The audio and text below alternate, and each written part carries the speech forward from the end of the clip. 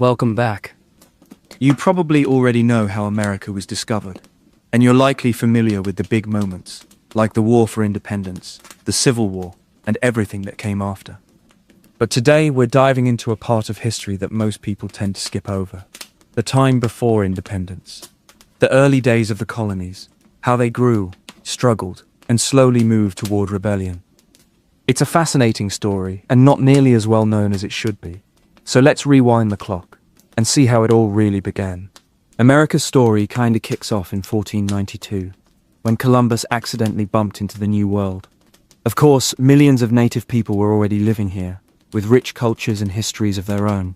Over the next 100 years, European powers, Spain, France, the Dutch, rushed to claim land. But it was the English who really settled in, starting with Jamestown in 1607. One colony turned into 13, each with its own flavor. Puritans up north, plantations down south, and everything in between. Life wasn't exactly easy. There were harsh winters, food shortages, and conflicts with native tribes. But slowly, the colonies started to grow and thrive. By the 1700s, things were booming, but so was tension with Britain. New taxes, trade rules, and the feeling that they had no say in it all, that didn't sit well. By 1775, the pot was boiling over, and the road to revolution was just around the corner. But before we continue, I'd love for you to take a moment and let me know where you're watching from, what time it is for you, and whether you're listening to fall asleep, or just to kill time while learning some history. And if you enjoy the stories I tell, don't forget to like and subscribe. It really helps me make more content like this for you. It was 1492 when the old world came looking for the new. Columbus sailed west from Spain with 3 ships, and a head full of theories. He wasn't the first to dream of a passage to the Indies, but he was the one whose voyage would fracture history.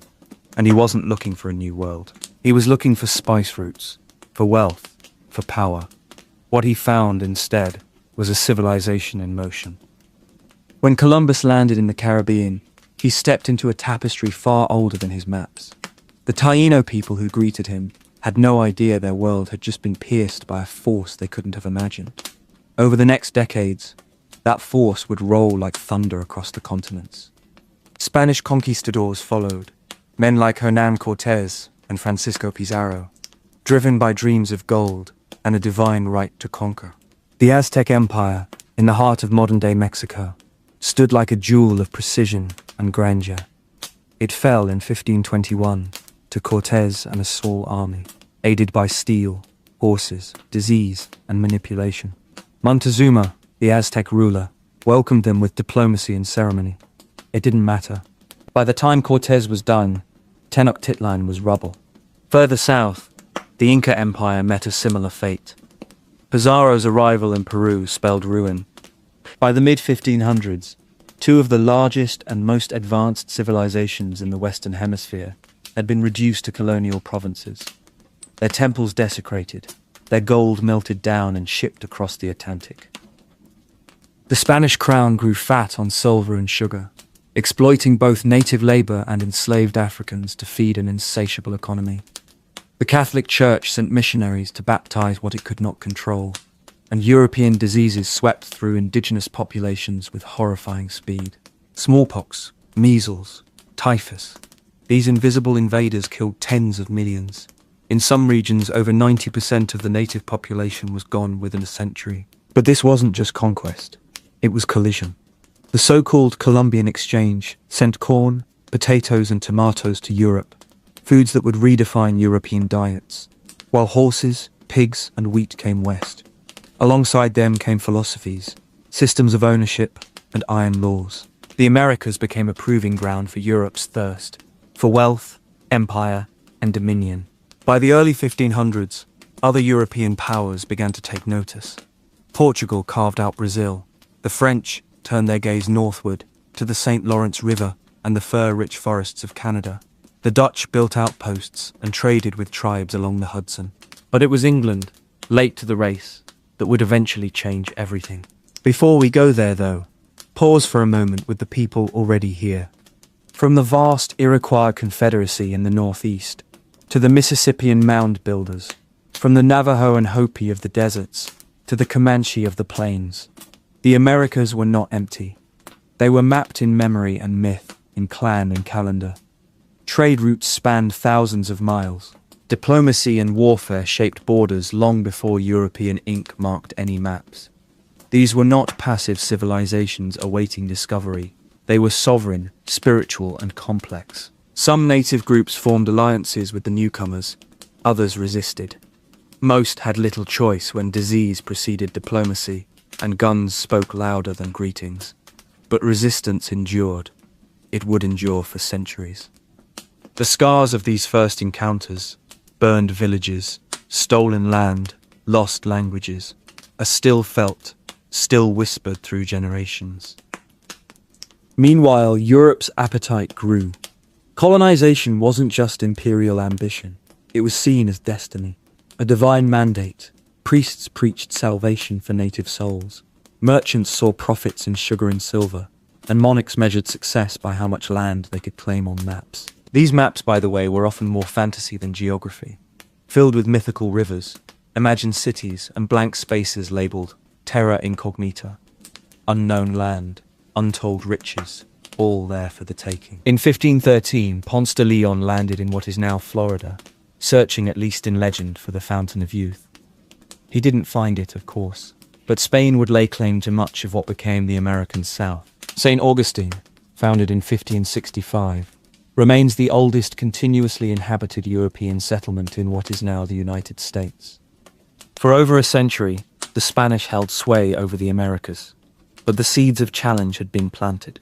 By the end of the 1500s, Queen Elizabeth I of England had begun to authorize privateers, essentially pirates, to raid Spanish ships. English ambitions were rising. And just off the coast of what would become North Carolina, the first English colony, Roanoke, was founded in 1585. It disappeared mysteriously within a few years. A ghost colony. A warning, perhaps, that the New World would not yield easily. Still, the hunger for empire would not be quieted. The century that followed would see the English try again, and this time they would not vanish. Their settlements would grow, prosper, and fracture. Religious dissenters would arrive seeking freedom. Crops would flourish on stolen land, and enslaved labor would be imported to build fortunes. But that's a story for another night. There is something both haunting and humbling in knowing that the world we live in today was born in these chaotic, violent, and often misunderstood beginnings. That behind every city and highway, every law and liberty, lie the echoes of conquest, resistance, and transformation. And so, the long arc of America begins, not with revolution, but with arrival. With a ship on the sea, a flag planted in foreign soil, and a clash of civilizations that would never be undone. The year 1492, when Columbus first set foot on the shores of what he believed to be the Indies, marks more than just a date in history. It is the opening chapter of an encounter that would forever reshape continents and cultures. What followed was a collision of worlds so profound that its reverberations are still felt today, in the very fabric of societies on both sides of the Atlantic. Columbus, sailing under the Spanish crown, was motivated by the intertwined desires for gold, glory, and the spread of Christianity. Yet what he, and those who followed him, unleashed was a force far beyond any single voyage or ambition. The vast lands he encountered were home to rich and diverse indigenous civilizations. The Aztecs, the Maya, the Inca, among many others. Each with complex societies, languages, and spiritual traditions. These were not empty lands waiting to be claimed. They were vibrant worlds with their own histories. Shortly after Columbus's arrival, the Spanish launched expeditions led by figures such as Hernán Cortés, whose conquest of the Aztec Empire in 1519 revealed both the ambitions and brutal methods of European colonizers. Cortés's forces, though vastly outnumbered, exploited alliances with rival indigenous groups and introduced devastating diseases like smallpox, which swept through native populations with catastrophic effects. In just a few decades, the landscape of Mesoamerica was irreversibly altered. At the same time, explorers like Juan Ponce de Leon pushed further into the Caribbean and what would become the southeastern parts of what is now the United States, always seeking new lands, riches, and opportunities to claim for Spain. The Portuguese, meanwhile, solidified their control over Brazil, weaving their own tapestry of colonial ambition. It's essential to grasp the scope of the Columbian exchange.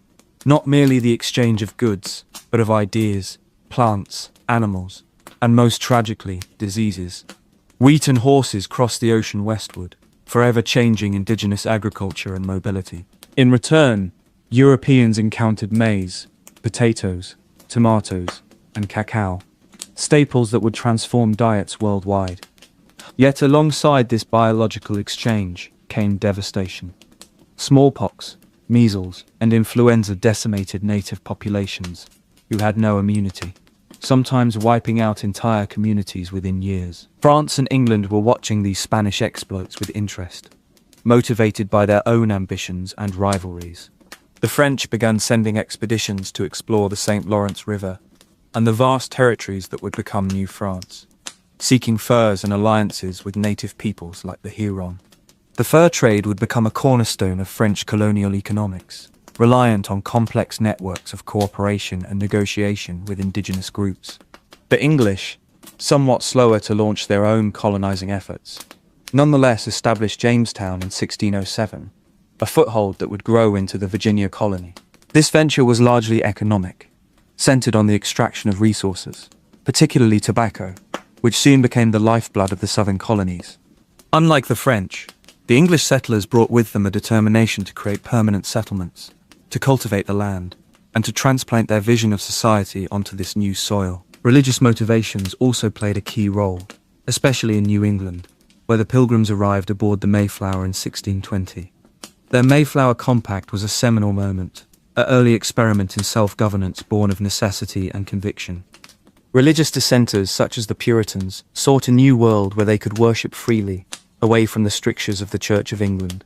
But in doing so, they also laid the foundations for a distinctly American culture, marked by both community and individual conscience. This patchwork of colonies, each with its own character and ambitions, was far from peaceful or united. Early relations with Native American tribes fluctuated between uneasy alliances and violent conflict. King Philip's War, in the 1770s, stands out as one of the bloodiest and most destructive conflicts of the 17th century, a brutal struggle between New England settlers and indigenous forces led by Metacom, known to the English as King Philip. It was a war born of desperation on both sides, as land, resources, and survival were contested fiercely. Meanwhile, the economic engines of the colonies depended heavily on labor, much of it forced. Indentured servitude provided a temporary workforce, but the burgeoning demand for labor-intensive crops like tobacco, sugar, and later cotton led to the expansion of African slavery. This system would grow to become a defining and tragic aspect of colonial society, deeply entangled with the economic fortunes of both the South and the northern port cities. The triangular trade routes, spanning Europe, Africa, and the Americas, facilitated the movement of enslaved people under horrific conditions. The Middle Passage was a journey marked by unimaginable suffering and death, testimonies of which survived through the words of those who endured it. Enslaved Africans were not just passive victims. They carried with them rich cultures, languages, and traditions that would deeply influence the Americas. It is worth pausing to reflect on the voices of those who suffered. Olaudah Equiano, a former slave who bought his freedom and became an abolitionist, wrote vividly of the cruelty of the Middle Passage and the moral contradictions of the colonial world. His words, and those of many others, remind us that the foundation of colonial wealth was built on profound human suffering. The legal codification of slavery, including race-based laws that would solidify the racial hierarchy, shaped a society deeply divided. Even in the northern colonies, slavery was practiced, though in different forms, weaving its presence into the very economy and culture of what would become the United States. As the 18th century dawned, the colonies had grown into complex societies with diverse origins, economies, and beliefs. Yet beneath the surface, currents of change were stirring. The Great Awakening, a powerful series of religious revivals, swept through the colonies in the 1730s and 1740s. Preachers like Jonathan Edwards and George Whitefield challenged established churches and invited individuals to seek personal spiritual experiences. This movement not only transformed religious life, but also encouraged a questioning of traditional authority and hierarchy, an impulse that would feed into revolutionary ideas decades later. Simultaneously, Enlightenment ideas from Europe began to permeate colonial thought. The emphasis on reason, natural rights, and skepticism of absolute authority clashed with older religious orthodoxies, creating a fertile ground for new political and social ideologies. It was a time when sermons and salons might mingle with political pamphlets and newspapers, stirring debates that crossed class and regional boundaries. All these threads, exploration and conquest, cultural encounters and conflicts, economic exploitation and human suffering, religious revival and intellectual ferment, wove together to create the fabric of a new world. The Americas were no longer just distant lands on a map, but living, breathing societies, shaped by their own histories and struggles. In this vast tapestry, it becomes clearer how the seeds of revolution were planted long before the first musket fire at Lexington and Concord. The diverse peoples, economies, and ideas that had come together under colonial rule were preparing, often unknowingly, for a dramatic transformation. Sometimes I wonder, when we look back at this period, how those early voyagers and settlers could have imagined the world they were creating. The vastness of it all, the collision of cultures, the push for survival and identity, reminds us that history is never just a series of dates and facts. It is the story of people, hopes, fears, and choices that ripple through time. The English foothold in the New World was tenuous at first, but it quickly took root in ways that would shape centuries to come. Jamestown, founded in 1607 along the James River in what is now Virginia, was England's first permanent settlement. The earliest years were grueling. Harsh winters, disease, and famine took a heavy toll. Only a handful of the original 104 settlers survived the infamous starving time of 1609 to 1610. Yet, despite these brutal beginnings, Jamestown endured. The arrival of supply ships, new settlers, and the introduction of tobacco cultivation began to turn the tide. Tobacco, it turns out, was a game changer. John Rolfe's successful cultivation of a milder strain of tobacco in 1612 provided the colony with an economic lifeline. It quickly became the cash crop that secured Virginia's place on the colonial map. Tobacco plantations, however, required intensive labor, and this demand sowed the seeds of a deeply troubling system, indentured servitude at first, and then African slavery. It is striking how economics intertwined with human lives even then, setting a pattern that would haunt the colonies for centuries. Across the northern shores, a very different story was unfolding. In 1620, the Pilgrims landed at Plymouth Rock, fleeing religious persecution in England. Their Mayflower Compact, signed aboard the ship before landing, was more than a simple agreement. It was a radical experiment in self-governance and community responsibility. This document laid a foundation for democratic principles, emphasizing consent and mutual obligation. It's a testament to how faith, hardship, and idealism intertwined to mold the early colonial spirit. The Massachusetts Bay Colony, established in 1630, brought a larger wave of Puritan settlers, whose vision was to create a city upon a hill, a society guided by strict religious doctrine.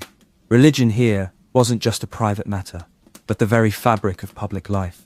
Churches were the center of communities, and adherence to Puritan orthodoxy was enforced with a strict hand. Yet, this religious fervor also gave rise to dissent and debate. Figures like Roger Williams and Anne Hutchinson challenged the rigid social order, advocating for religious freedom and separation of church and state. Their eventual banishment planted the seeds for Rhode Island, a haven of religious tolerance, one of the earliest experiments in pluralism in America. Despite these spiritual ambitions, colonial life was often far from ideal. Conflict with indigenous peoples was a persistent and tragic reality. Early cooperation sometimes gave way to violence and mistrust, as settlers expanded into native lands. King Philip's War in 1675, named after the Wampanoag leader Metacom, was one of the bloodiest conflicts between Native Americans and English settlers. The war devastated New England, leaving scars on both sides and reshaping the balance of power in the region. It is a stark reminder of the cost of colonial expansion, the complexities of cultural clashes, and the enduring consequences for indigenous communities. Meanwhile, down in the southern colonies, economic motives clearly drove settlement patterns. Unlike New England's small-scale farms, the South's warm climate and fertile soil encouraged plantation agriculture on a large scale. Tobacco, rice, and later indigo became staples, fueling the colonial economy but demanding a vast labor force. Initially, many workers were indentured servants, Europeans bound to work for a term in exchange for passage. But as the 17th century wore on, African slavery became the dominant system.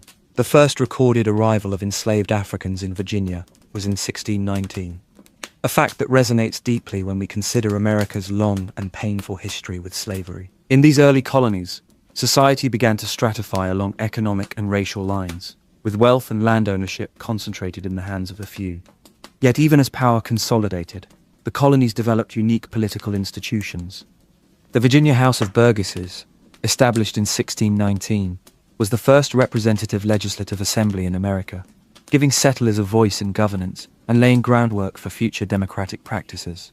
Such assemblies became vital in fostering a sense of local control and political identity separate from England. At the same time, the early colonies were not isolated islands. They were part of a larger Atlantic world. Trade, communication, and migration flowed across the ocean. The flow of goods, people, and ideas connected Virginia's tobacco fields, New England's shipyards, and the Caribbean sugar plantations in a complex web. This interconnectedness would deepen over the coming decades, shaping the economic and social realities of the colonies and creating dependencies that often complicated relations with the British Crown. Interactions with Native American tribes were nuanced and varied. Some colonies forged alliances through trade and diplomacy, while others descended into violent confrontation. The Powhatan Confederacy near Jamestown initially engaged in trade and occasional cooperation, but relations deteriorated over time, culminating in intermittent warfare. The narrative is rarely simple. Native American leaders employed strategies to preserve their lands and culture, navigating the challenges of European encroachment with remarkable resilience and adaptability. It's fascinating to consider how the early colonial experience combined elements of survival, economic ambition, religious zeal, and political experimentation. This mix produced communities that were remarkably diverse, even from the beginning. While the South developed a plantation economy with rigid social hierarchies, the North fostered small towns centered around church and community life, with an emphasis on education and civic participation. Each colony was carving out its own identity, yet all shared the common thread of forging new societies under difficult and often uncertain circumstances. If you pause to reflect on this early period, it becomes clear how much of what we think of as American actually took shape here. Ideas about governance, community, religious freedom, and economic opportunity, but also darker legacies of displacement and inequality. The interplay between idealism and pragmatism, between cooperation and conflict, between hope and hardship, shaped the colonial world in ways that would ripple far beyond their time. The story of these English colonies is not simply one of conquest and survival. It is a story of evolving identities. It's the slow transformation of settlers into colonists, then into distinct American communities, who would one day challenge the very empire that gave them birth. Understanding this transformation requires appreciating the texture of daily life. The harsh winters endured, the harvests gathered, the sermons preached, the alliances brokered, and the battles fought. It's in these details that the roots of revolution quietly took hold. As the 17th century gave way to the 18th, these colonies grew in population and complexity. New generations born in America began to see the land not as a distant outpost but as home. They inherited a patchwork of customs, laws, and beliefs, often blending European traditions with local realities. This blend set the stage for an emerging colonial culture, distinct from England, yet still connected across the Atlantic by commerce, family, and politics. Sometimes I wonder how these early settlers felt, caught between worlds, hopeful yet uncertain, carving out existence on unfamiliar soil. Their stories remind us that history is not just grand events or famous names, but the quiet persistence of people living their lives, laying bricks for the future without knowing exactly what it would hold. The complexity of their world, the mixture of light and shadow, is what makes their story so endlessly compelling. The wind, if you listened closely, in those dense pine forests, or over the frozen rivers of the north, carried more than just the howl of wolves or the crunch of snow under boots. It whispered in French, sometimes Dutch, sometimes in a native tongue older than any map could trace. It spoke of trade, ambition, belief, and of course, competition. A quiet, creeping contest for the soul of a continent not yet called America. By the early 1600s, the French had pushed deep into the interior of North America, drawn by the promise of furs. Not gold, like the Spanish, not wide tobacco fields, like the English, but beaver pelts, soft, durable, coveted in Europe for hats and fashion. It's strange, in a way, that an animal so quiet and industrious could drive so much ambition, but furs meant money, and money meant influence. In 1608, Samuel de Champlain founded Quebec, perched above the mighty St. Lawrence River. It was not an aggressive conquest, but a strategic outpost, a foothold for France in a world teeming with new possibility. Unlike the English colonies, which often expanded with entire families and permanent settlements, the French presence was sparse, made up of trappers, Jesuit priests, and soldiers of the crown. They were fewer in number but far more entangled with the native world around them. Champlain formed alliances with the Huron, the Algonquin, and other tribes. These relationships weren't purely altruistic, of course. The French needed indigenous expertise to navigate the rivers and forests, to hunt, to trade, and to survive. In return, they offered firearms, metal tools, and cloth. The dynamic wasn't equal, but it was more cooperative, at least compared to the English pattern of encroachment and exclusion. It created a cultural middle ground where French missionaries learned native languages, and where indigenous communities debated conversion not under duress, but around the fire. The Jesuits especially left behind detailed records. They were meticulous chroniclers, writing of baptisms, suffering, and what they saw as spiritual warfare on the edge of civilization. One missionary, Father Jean de Brébeuf, lived among the Huron for over a decade. His writings describe the intricate rituals, dreams, and beliefs of his hosts, with a mixture of awe and condescension. In 1649, he was captured and killed during an Iroquois raid, tortured to death in a way that shocked even the hardened French. Today, he's remembered as a saint, but in truth, he was also a symbol of how deeply entangled the French were in the political rivalries of native nations. Meanwhile, further south and closer to the Atlantic, another European experiment was unfolding. In 1609, Henry Hudson, sailing under the Dutch flag, explored the river that now bears his name. His voyage laid the foundation for New Netherland, a colony that stretched along the Hudson Valley. At its heart was a wild and cosmopolitan settlement called New Amsterdam.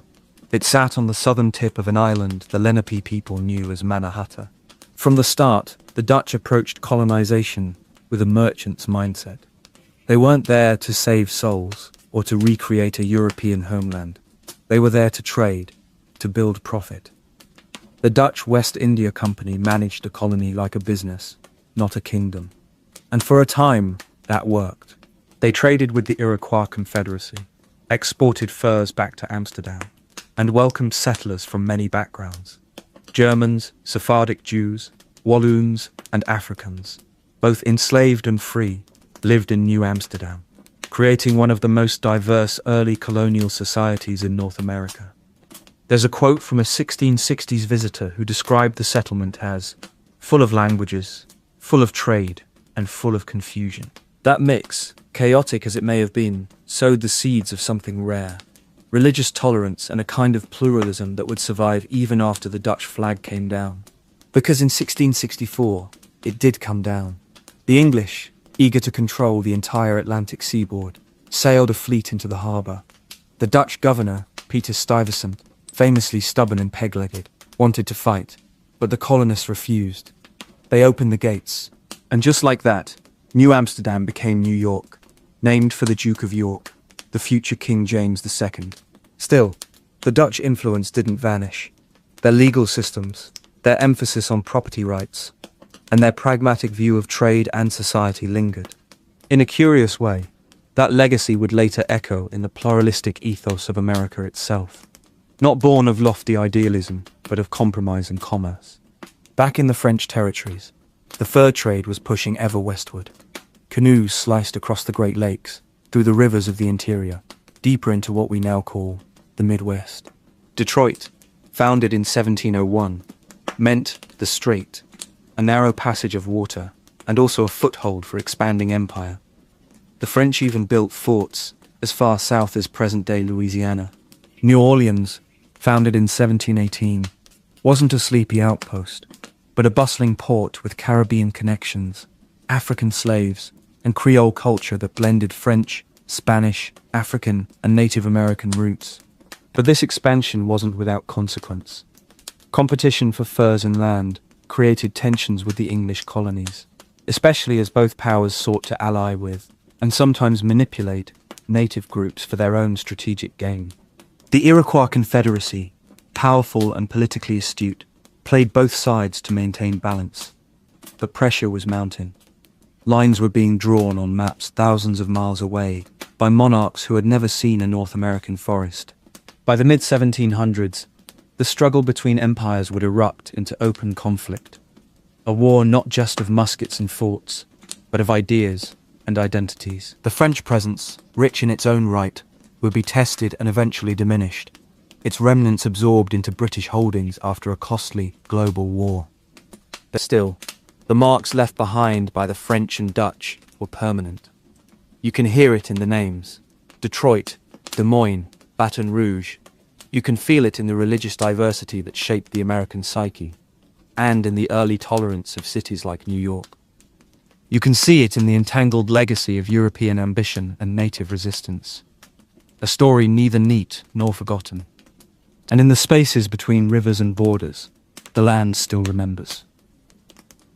The ships came first, then the sugar, then the chains. By the early 1600s, the colonies were growing, hungry for labor to feed their swelling ambitions.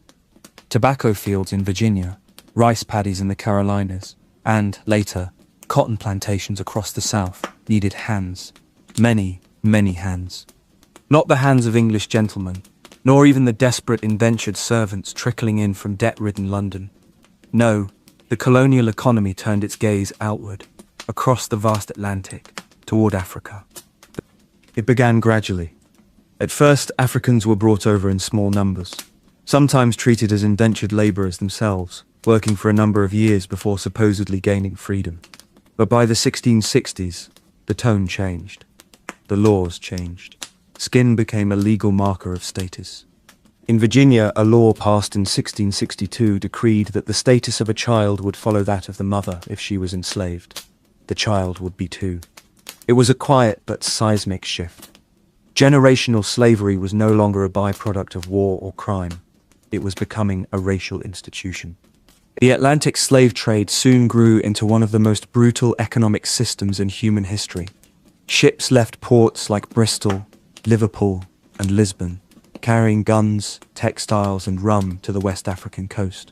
There, European traders, sometimes in cooperation with African leaders, sometimes through pure force, exchanged goods for human lives.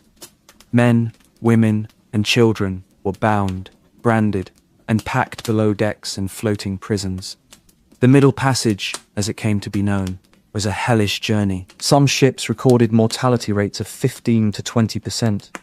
Others were worse. There are diary entries from sailors, young men no older than 20, who wept at the sounds from below deck. One, in a letter home, described a stench as unbearable, like the devil's breath, and the screaming as the chorus of the damned. Some ships tossed dead, or dying, bodies into the sea to prevent disease. Sharks, it was said, followed the slave ships all the way to the Americas. They learned the route. They knew. Once in the colonies, the enslaved were sold like livestock at auctions. In places like Charleston and Newport, men stood on blocks while white bidders inspected their teeth and muscles. Families were split in seconds. Mothers from children, husbands from wives. Names were erased. Language forbidden. Those who survived the passage now had to survive a new world designed to crush them. In the southern colonies, plantation slavery became the engine of prosperity. Tobacco and rice made fortunes for men like Robert King Carter in Virginia, whose wealth rivaled that of European mobility. South Carolina's rice planters often lived in luxury, sipping imported tea while African laborers toiled knee-deep in mosquito-infested paddies. Sugar plantations in the Caribbean, even more brutal, fed northern economies through molasses and rum. But slavery was not a southern sin alone. Far from it. Northern port cities grew rich on the triangular trade. In Boston, Providence, and especially Newport, Rhode Island, shipbuilders constructed vessels designed for slaving voyages. Merchants sold rum to Africa, slaves to the Caribbean, sugar back home. It was a cycle soaked in blood and profit. Cotton would come later, but the infrastructure was already in place. Colonial banks, universities, and insurance companies often had direct or indirect ties to the trade. Even churches benefited. Some ministers, despite preaching salvation, personally owned enslaved people. There were voices of dissent too, even early on. Quakers in Pennsylvania condemned slavery as morally corrupt and spiritually dangerous. A group of German Mennonites issued the first anti-slavery petition in the colonies, as early as 1688, stating, "There is a saying that we shall do unto others as we would have them do unto us. But is this done to the Negroes?" In the early 1700s, a man named Olaudah Equiano was kidnapped as a boy in West Africa and sold into slavery. He eventually bought his freedom and later wrote a powerful memoir, The Interesting Narrative of the Life of Olaudah Equiano, which was published in 1789. His words pulled back the veil. When I looked around the ship, I saw a multitude of black people of every description chained together. Every object served to increase my terror. I asked if we were not to be eaten by those white men with horrible looks, red faces, and long hair. Equiano's voice, and those like him, would later become rallying cries in abolitionist circles. But for now, they were whispers drowned out by the sound of coins. In legal documents, enslaved people were property, chattel, like horses or furniture. Laws forbade teaching them to read or write. Punishments for running away were brutal. Whippings, brandings, even mutilation. Some tried to flee north. A few made it.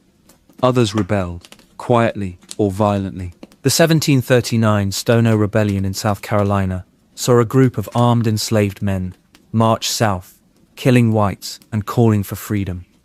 They were eventually killed or captured. Their heads were put on spikes along the roads as a warning. And yet, the culture of the enslaved endured. Through song, prayer, and whispered stories, they preserved languages, beliefs, and hope. In the cabins and fields of the South, a new African-American culture was forming, one that blended tribal memories with the strange, oppressive world around them. The spirituals they sang carried coded messages, sometimes directions for escape.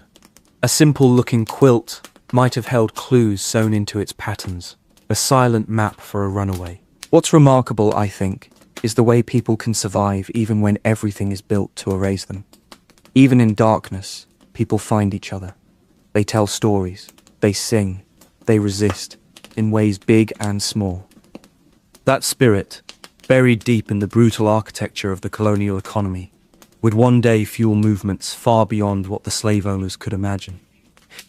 By the mid-1700s, millions of Africans had been shipped across the Atlantic. By 1775, nearly 1 in 5 people in the 13 colonies was enslaved. Entire generations knew no other reality. And yet, the same society that clung to ideals of liberty and personal freedom depended on their unfreedom. It's one of the great contradictions at the heart of early America, a paradox that would haunt the nation for centuries to come. The colonies were changing. Wealth was growing. Tensions, too. Soon, another force would shake the foundations. Not from across the ocean this time, but from pulpits and tents, in fire-lit sermons and trembling voices. A storm of the spirit, they called it. A kind of awakening. And it was just beginning to stir. The wind that stirred the colonial trees in the early 1700s carried more than just the scent of spring or the chill of winter. It carried questions. Questions whispered in taverns, echoed in church pews, muttered over ploughs and parchments alike. By the middle of the century, something profound was beginning to happen in the American colonies. Not in the halls of government, but in the human soul. They called it the Great Awakening, though no one quite knew, at first, what exactly they were waking from. It began not as a movement, nor even as a rebellion, but as a tremor, a shift in how ordinary men and women understood God, authority, and themselves. Let's start in Northampton, Massachusetts, a quiet town in the Connecticut River Valley. It was here, in 1734, that a local pastor named Jonathan Edwards rose to his pulpit and gave sermons so vivid they made people tremble. His words didn't merely describe the wrath of God, they made people feel it. One of his most famous sermons, Sinners in the Hands of an Angry God, painted a terrifying image of humanity, dangling over the fires of damnation, suspended by nothing but God's will. Yet what made Edwards truly different wasn't just fear. He also offered something profoundly personal, a relationship with the divine that didn't require the hierarchy of the Anglican Church, the rituals of the old world, or even formal education. He preached a felt religion, full of conviction and inner transformation. You didn't need to be rich or powerful to feel God move within you. That idea hit people deeply, especially in a colonial world still tied to social rank and rigid religious traditions. And suddenly, ordinary farmers, women, enslaved people, and children were crying out in churches, claiming spiritual experiences, testifying in ways that challenged the quiet formality of older congregations. And as news of Edwards' revivals spread, they stirred a hunger in others. Enter George Whitefield, a young Anglican preacher from England, with a voice said to carry across open fields to thousands. When he arrived in the colonies in 1739, it was like striking flint in a room full of dry straw. He preached outdoors, not in churches, because crowds were too large. Some say as many as 30,000 people once gathered to hear him in Boston, nearly the entire population of the city at the time. Whitefield's message was passionate, dramatic, and emotionally charged. He called on people to be born again, to find Christ, not through church attendance or moral behavior, but through personal surrender. The kingdom of God, he said, does not consist in words, but in power. Even Benjamin Franklin, who wasn't exactly a model of religious fervor, attended Whitefield's sermons out of curiosity. In his autobiography, Franklin recalled being so moved that he emptied his pockets into the collection plate, even though he had resolved not to give a cent. Now, something was happening here that went beyond theology. This was a moment where people were being told, sometimes for the first time, that they had direct access to truth, that they didn't need to wait for orders from England, religious or otherwise. And once you start questioning the spiritual authority of bishops and crown-backed clergy, it's a short step to questioning political authority too. In this way, the Great Awakening began to pull at the seams of colonial obedience. It also did something else remarkable. It gave voice to the voiceless. Black and indigenous preachers, often barred from traditional pulpits, began leading revivals in their own communities. One such figure was Samson Occam, a Mohegan who converted to Christianity and became a minister. Another was Harry Hosier, an illiterate black preacher, whose sermons captivated multiracial audiences and even moved Methodist leaders. The revival movement wasn't universally welcomed, of course. Established clergy, especially in New England, viewed it with suspicion, even contempt. They mocked the emotional outbursts, the tears, the cries, the enthusiasm of revival meetings. They feared chaos, disorder, uprising. In many ways, they were right to be afraid. Because what the Great Awakening nurtured was a spirit of personal sovereignty. The idea that each individual had the right, even the duty, to seek truth for themselves. That concept, when rooted deeply enough, doesn't stay confined to religion. It seeps into how you view every form of hierarchy: king, governor, parliament. By the 1740s and 1750s, the revivals were beginning to wane in intensity, but their imprint remained. They had inspired the creation of new colleges: Princeton, Brown, ruckers, to train ministers who embraced the new spirit. They had split churches between old lights, who clung to tradition, and new lights, who favored revival and reform. And they had introduced a culture of print, pamphlets, sermons, diaries, that connected colonists across distances, fostering a new kind of public discourse. That network, those habits, that language of awakening, all of it would be useful in the years to come, as another kind of revolution began to stir. Meanwhile, another intellectual current flowed alongside these revivals, quieter, more urbane, but just as subversive. It came not from fire and brimstone preachers, but from philosophers in London and Paris, Locke, Montesquieu, Voltaire, the Enlightenment. Colonial elites, lawyers, printers, merchants, began to devour these works. From them they learned about natural rights, the social contract, the limits of government, and they began to ask questions. What gave a king the right to rule? What rights do individuals possess simply by being human? It might sound strange, but the tavern and the pulpit were working in tandem. One inspired emotional freedom, the other intellectual liberty. Together, they made people less docile, less willing to obey simply because they were told to. Of course, not everyone was swept up in these currents. Many colonists remained loyal to Britain, comfortable in their roles, tied to tradition. But even they lived in a world that was changing. A world where newspapers spread ideas faster than governments could suppress them, where young men quoted both scripture and Locke in the same breath, and where a farm boy in Virginia might feel as empowered to speak his mind as a lord in London. The colonies were still tied to Britain, legally, economically, politically, but spiritually and intellectually, the cords were fraying. Sometimes, revolutions begin not with gunfire, but with quiet awakenings, with a tear shed during a sermon, a phrase underlined in a borrowed book, a conversation in a candlelit kitchen. By the mid-18th century, the people of the American colonies had begun to think differently, about God, about power, about themselves. And when people begin to think differently, it's only a matter of time before they begin to act. The war had officially begun years earlier, but it didn't feel like it at first. Not to the colonists, not even to many of the soldiers marching through the woods and meadows of the Ohio Valley. At first, it felt like another dispute between distant empires, with European crowns squabbling over invisible lines on unfamiliar maps. But this war, the French and Indian War, as it came to be known in the colonies, would prove to be far more than a far-off chess match. It was, in truth, the first truly global conflict, and it would change everything for the people living on American soil.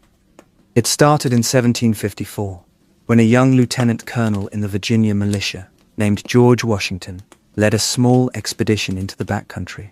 He was only 22, untested, ambitious. Sent to challenge French presence near present-day Pittsburgh, his party clashed with French troops in a brief, chaotic skirmish. Washington's men killed the French commander, Joseph Coulon de Jumonville. The French claimed it was an ambush. Washington claimed it was a misunderstanding. Either way, the fuse was lit. Within weeks, the French responded by surrounding Washington's makeshift fort, Fort Necessity, and forcing him to surrender. It was an embarrassing start, but it was enough to pull Britain and France into a wider war over territory, trade, and dominance. Not only in North America, but also in Europe, Africa, the Caribbean, and India. In Europe, the conflict would be called the 7 Years' War. But here, in the American colonies, it was more personal. Here, it was about survival. It was about who would control the rivers and the forests. Who would claim the allegiance of native tribes? Who would write the next chapter of the New World? Native American tribes were not passive bystanders. Far from it. They were powerful players, making careful, strategic choices. The Iroquois Confederacy attempted to walk a fine line of neutrality, but others took sides. The Huron and Algonquin sided with the French, their longtime trading partners. Tribes like the Catawba and Cherokee leaned toward the British, at least at first, drawn by promises of weapons and protection.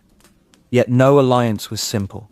Each tribe had its own interests, its own memories of betrayal, its own hopes for survival. And the war itself was brutal. This was not the kind of conflict fought by gentlemen, empowered Whigs on tidy European fields. It was ambushes in the dark, villages set aflame, scalps taken, captives marched through freezing forests. Both European powers used native allies to raid enemy settlements, and the line between soldier and civilian often disappeared. Homes were burned, crops destroyed, entire communities uprooted. One colonial settler described the terror of those years in a letter to his brother. "We know not who our enemy is. We go to sleep at night, wondering if the trees will move, if the shadows will come alive." There was a constant fear, especially in the frontier settlements, that death was just beyond the tree line. Still, there were moments that echoed with future consequence.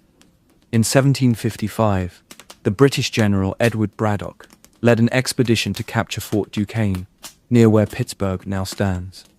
Washington, still young but learning quickly, served as his aide-de-camp. The expedition was a disaster. Braddock, trained in the European style of warfare, marched his redcoats in columns through the thick American forest, as if the woods were a ballroom. The French and their native allies ambushed them, firing from behind trees and rocks. Braddock was shot and later died. The British lost over 900 men. Washington emerged unscathed, and though he wasn't yet a hero, the legend began. He wrote of the chaos and confusion, the way the British troops broke ranks, panicked. "The bullets flew like hail," he recalled, "and 2 horses were shot from under him. 4 bullets pierced his coat, but none touched his skin." It was one of those strange, almost mythical details that would follow him for life. The war dragged on, changing shape with each passing year. Britain, initially overwhelmed, began to shift the tide under the leadership of Prime Minister William Pitt. He poured money and men into the North American theatre. Naval power was used to cut off French supplies. British soldiers, alongside colonial militias, began seizing French forts one by one. By 1759, the decisive blow came in Quebec. British General James Wolfe led a daring assault up a steep cliff under cover of darkness. The French commander, the Marquis de Montcalm, rushed to meet him on the Plains of Abraham. Both men died in the battle, but the British won. The fall of Quebec sealed France's fate. 4 years later, the Treaty of Paris was signed in 1763. France ceded Canada and all lands east of the Mississippi to Britain. Spain, who had joined the war on France's side, lost Florida. In one stroke, the French Empire in mainland North America was finished. But for the British, victory came at a price. The war had cost an enormous amount, over £130 million, a staggering sum. Britain now had vast new territories to govern and protect, especially in the West, where settlers were already eyeing lands in the Ohio Valley. But the native tribes who had supported the French were not simply going to welcome British settlers. In fact, they were enraged. In 1763, a coalition of tribes, led by the Ottawa leader Pontiac, launched a violent uprising against British forts and settlements. Known as Pontiac's Rebellion, it was a grim reminder that conquest did not mean peace. Dozens of forts were attacked, hundreds of settlers killed or captured. The British response was brutal, including the infamous suggestion, recorded in letters, to distribute smallpox-infected blankets among the tribes. That same year, the British Crown issued the Proclamation of 1763, forbidding settlement west of the Appalachian Mountains. It was meant to calm tensions with native tribes, but instead it infuriated the colonists, many of whom had fought in the war and felt entitled to the spoils. The line was seen not as a protection, but as a betrayal. And so the seeds were sown. Britain had saved its colonies, but at the cost of goodwill and financial stability. In the years to come, Parliament would look to the colonies to help shoulder the war debt, through taxes and regulations that would ignite resistance. But something even deeper had shifted. Colonial militias had fought and died for land they would now be denied. Colonists had seen the incompetence of British generals. They had watched leaders like Washington rise, while redcoats floundered in unfamiliar forests. They had tasted the possibility, however faint, of self-reliance. Looking back, It's hard not to feel the tension tightening with each year. The war had redrawn maps, rewritten alliances, and redoubled the empire. But in the shadows, something else was growing. A sense that maybe the empire needed them less than they had once believed. And perhaps, in time, they would need the empire even less. Because once the smoke of war clears, what remains is not only the cost, but the questions. And those questions, quietly asked in taverns, in puppets, and in printed pages, were beginning to echo louder. The first flames of anger were no longer flickers. After the French and Indian War ended in 1763, the American colonies were shifting. Tensions thickened like storm clouds rolling in from the Atlantic. The war had left Britain deeply in debt, and the empire now looked to its North American colonies to help shoulder the cost. But the colonies, so long used to a degree of autonomy, bristled at the notion of paying for a war they hadn't started, and whose spoils often felt like they benefited the crown far more than the common colonist. In 1764, Parliament passed the Sugar Act, a law aimed at curbing the smuggling of sugar and molasses by reducing the duty but enforcing it more rigorously. It may have seemed a small thing from London's perspective, but to Boston merchants and New York traders, it was an ominous precedent. The law wasn't just about money, it was about control. And worse, it was followed swiftly by the Stamp Act of 1765, which required colonists to buy special stamped paper for legal documents, newspapers, even playing cards. That was the real ignition point. It wasn't the cost of the stamp itself, not really.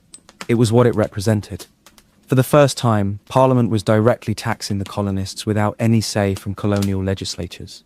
No taxation without representation, they cried. Not as a slogan yet, but as a deep, instinctive resistance to being ruled from afar by people who had never set foot in Virginia or Massachusetts. You could feel the ground shift then. Across taverns and town squares, whispers turned into speeches, and speeches into protests. In Boston, a group of radicals formed what would become the Sons of Liberty, a name whispered with admiration by some and fear by others. They weren't just agitators. They were craftsmen, printers, brewers, ordinary people who found themselves at the heart of a growing resistance. In August 1765, they hanged an effigy of Andrew Oliver, the official in charge of enforcing the Stamp Act in Massachusetts, from a tree on Boston Common. Later that night, a mob destroyed his office and ransacked his home. Oliver resigned the next day. Similar scenes played out in other colonies.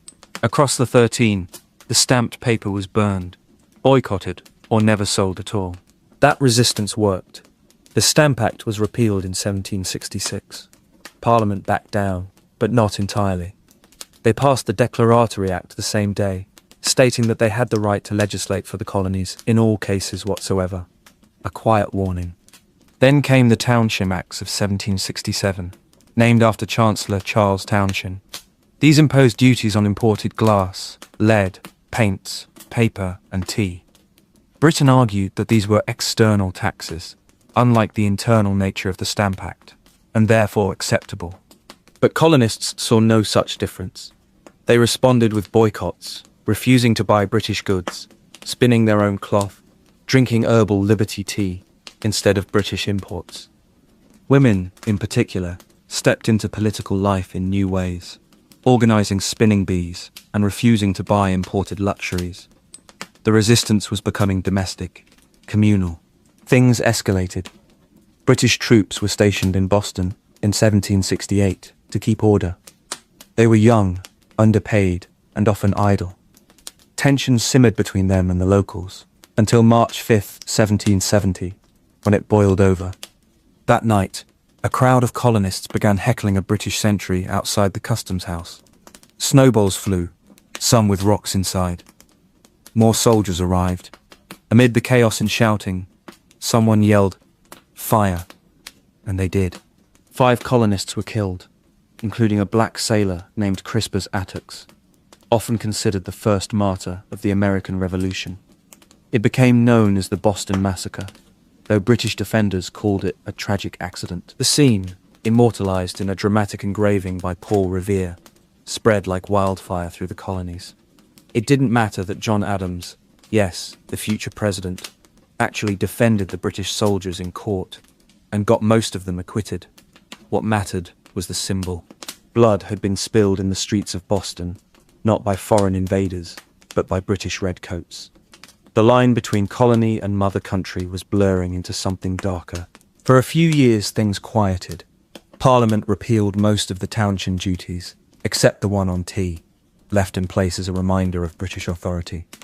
But that single duty would come to matter far more than anyone expected. In 1773, the British East India Company, drowning in unsold tea and financial trouble, was granted a monopoly to sell directly to the colonies through the Tea Act. It actually made tea cheaper, but again, it wasn't about the cost. It was about principle.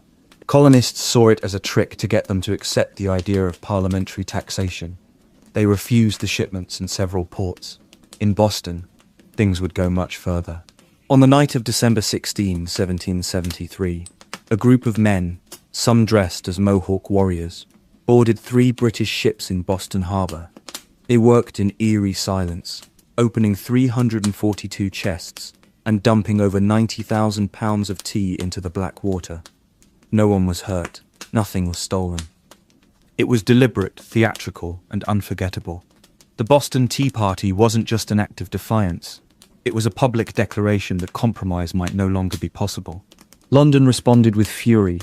The coercive acts, called the Intolerable Acts in the colonies, shut down Boston's port, revoked Massachusetts' charter, and allowed British officials accused of crimes to be tried in England.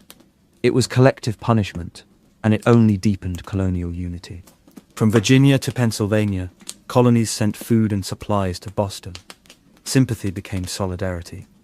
And in September 1774, a group of delegates from 12 of the 13 colonies met in Philadelphia as the First Continental Congress. They weren't calling for independence, not yet, but they were speaking with one voice. They called for a boycott of British goods and began preparing local militias, just in case. What strikes me when I think about these years is how fast things changed.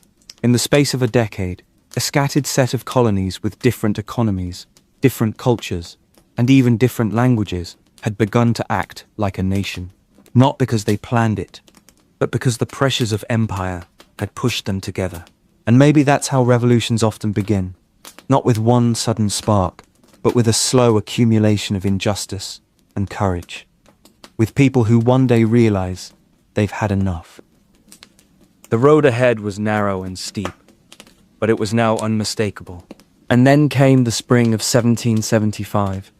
British troops on the march, riders on horseback in the dead of night, muskets loaded in barns and churches, the sound of footsteps on Lexington Green. The fire was about to catch. Let's keep going.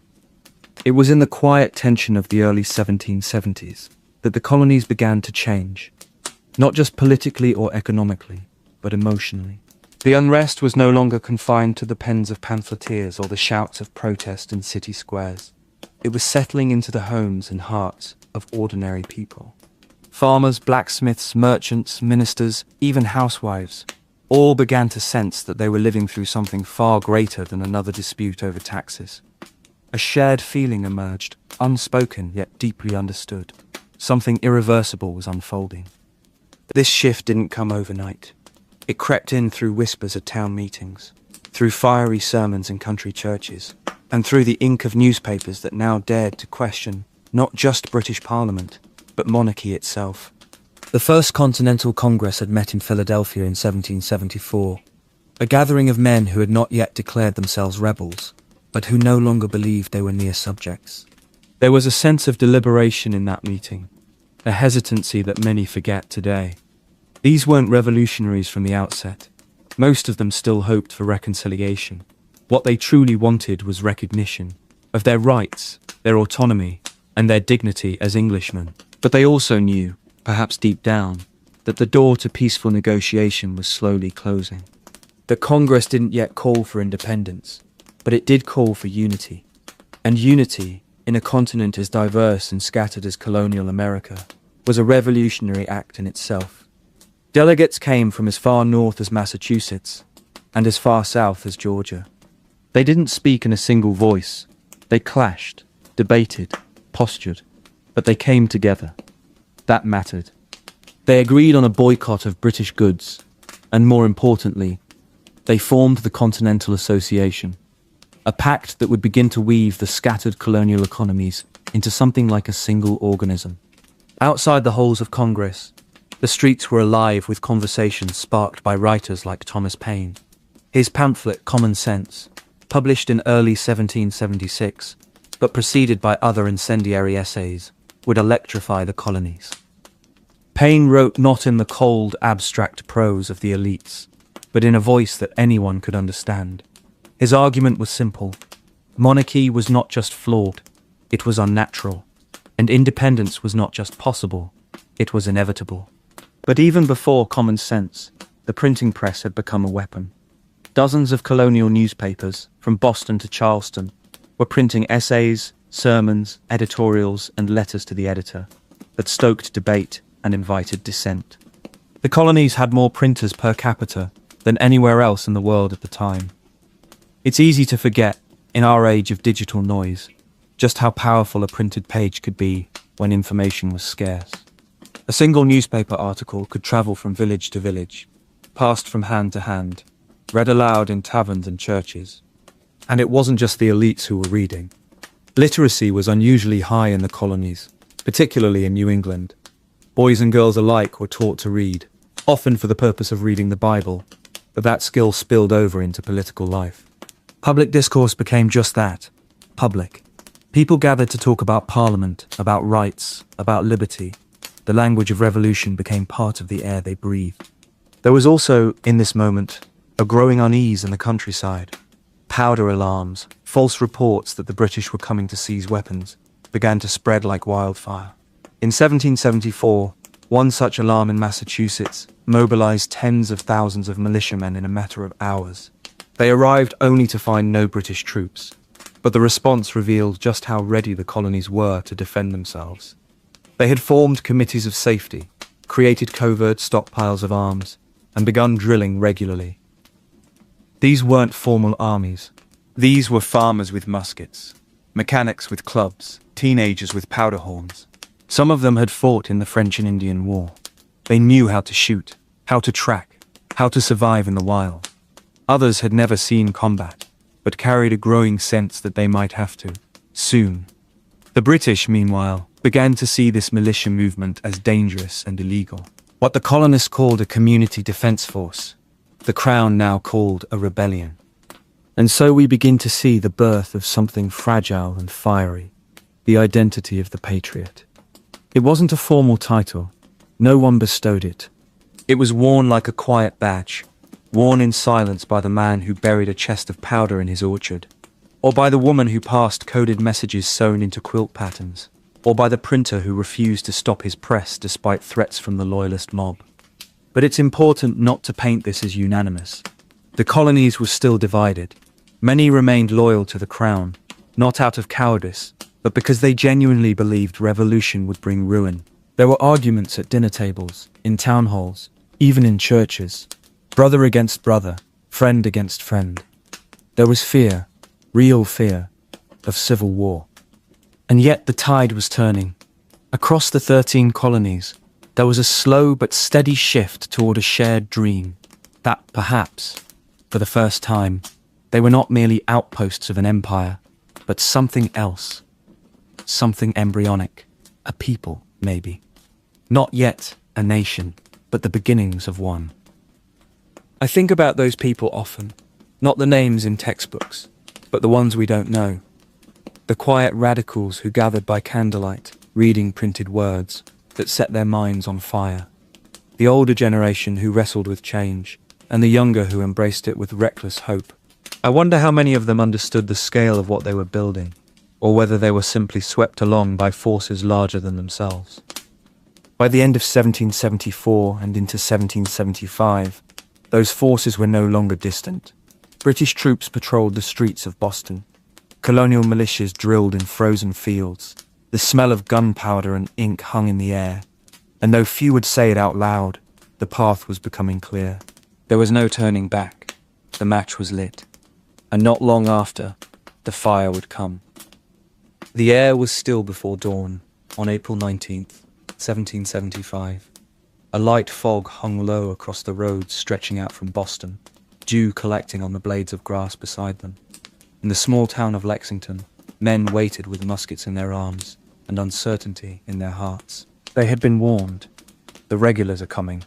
And now that whisper had turned into the sound of boots, methodical and steady, marching down a dirt road still wrapped in darkness.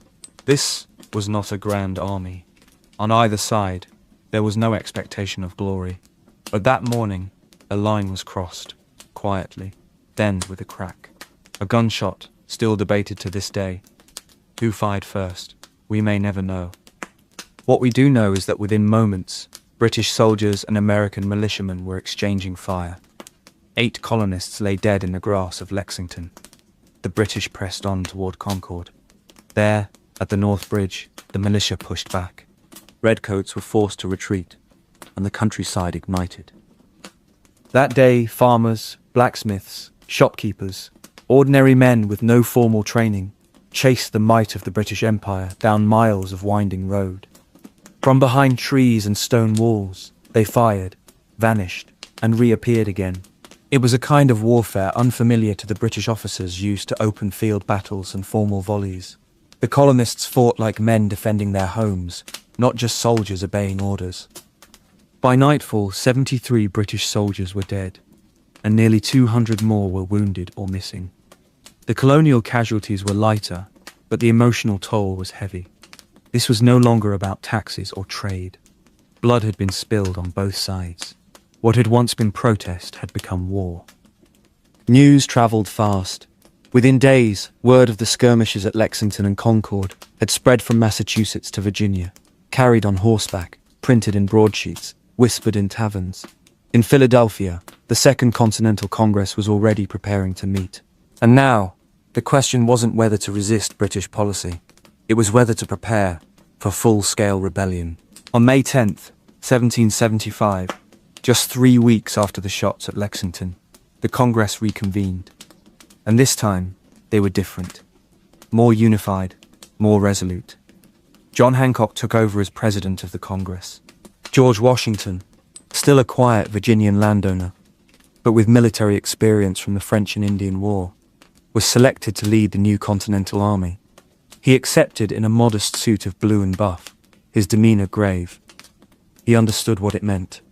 Once you raise an army against your king, there's no walking back. Meanwhile, rebel forces in Vermont, led by a wiry, stubborn man named Ethan Allen, and accompanied by Benedict Arnold, seized Fort Ticonderoga from the British, gaining precious artillery. It wasn't just a symbolic win. Those cannons would later be hauled over snow-covered mountains to Boston, a feat of endurance that changed the tide. Still, not everyone wanted war. Some hoped for reconciliation.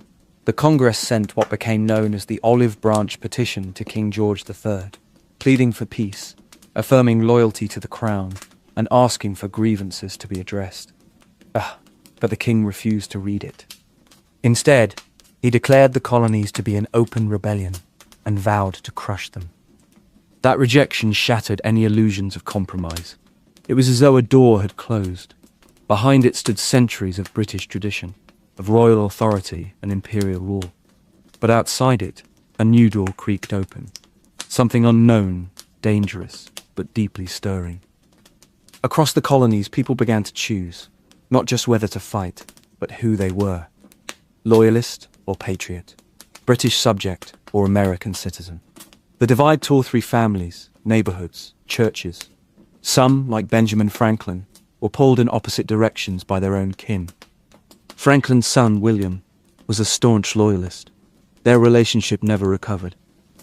The early months of 1775 and 1776 were marked by tension, by organizing and armament, but also by deep internal reflection.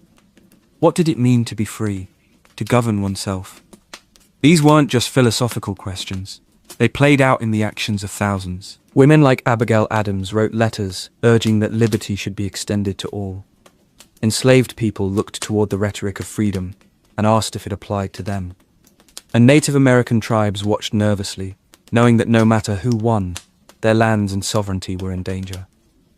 By the time winter settled in, the siege of Boston was underway. Colonial troops had surrounded the city, containing the British inside. Supplies were short, morale dipped. But on March 17th, 1776, after months of standoff, the British finally evacuated the city. They sailed to Halifax, leaving Boston in rebel hands. That moment, quiet, almost anticlimactic, was a triumph. Washington had won his first major strategic victory. It's remarkable to look back and realize how fragile it all was, how often it could have fallen apart. The colonies were not united by language, religion, or industry. They were stitched together by a common frustration, a growing sense that their destinies should no longer be written from across an ocean.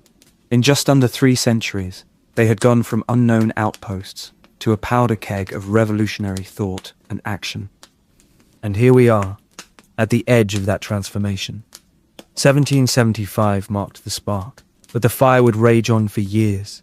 It would consume cities, change alliances, and forge a new nation from the embers. But that's another story. As we end this long, winding journey through the hidden history of America before independence, I'm reminded of how history often whispers before it shouts. These centuries weren't just a prologue, they were a crucible. The revolution wasn't born in a single moment. It grew in the soil of Jamestown, in the prayers of Puritan meeting houses, in the cries of enslaved people in Charleston, and in the minds of philosophers in Philadelphia. Thank you for spending this time with me, walking slowly through the past.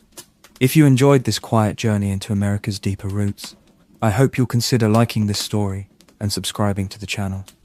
That way we can meet again on another night, with another mystery, another piece of forgotten time. Until then, rest well, wherever you are, and good night.